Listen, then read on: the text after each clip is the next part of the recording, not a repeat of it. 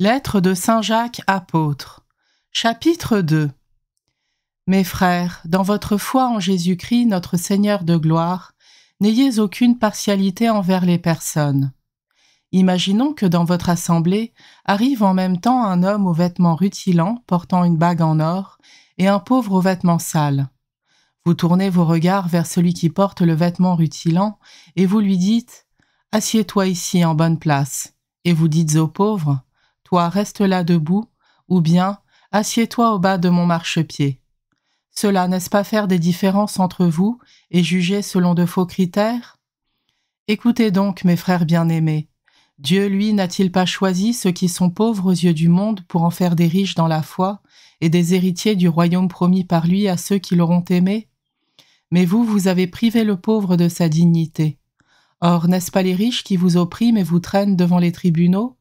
Ce sont eux qui blasphèment le beau nom du Seigneur qui a été invoqué sur vous.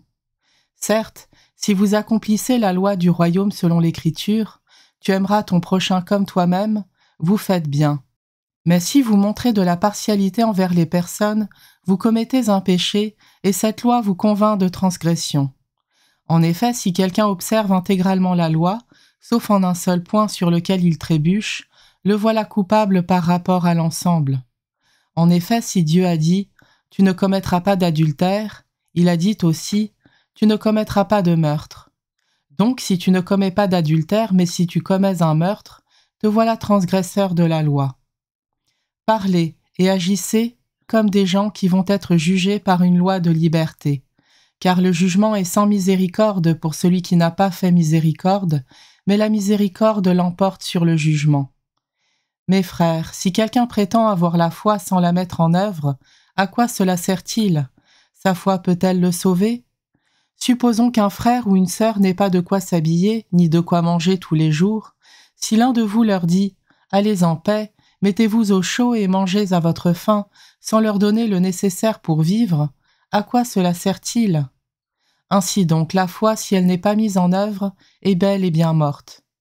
En revanche, on va dire « Toi, tu as la foi, moi j'ai les œuvres. Montre-moi donc ta foi sans les œuvres, moi c'est par mes œuvres que je te montrerai la foi. » Toi, tu crois qu'il y a un seul Dieu. Fort bien, mais les démons eux aussi le croient, et ils tremblent. Homme superficiel, veux-tu reconnaître que la foi sans les œuvres ne sert à rien? N'est-ce pas par ses œuvres qu'Abraham notre père est devenu juste, lorsqu'il a présenté son fils Isaac sur l'autel du sacrifice? Tu vois bien que la foi agissait avec ses œuvres, et par les œuvres la foi devint parfaite. Ainsi fut accomplie la parole de l'Écriture.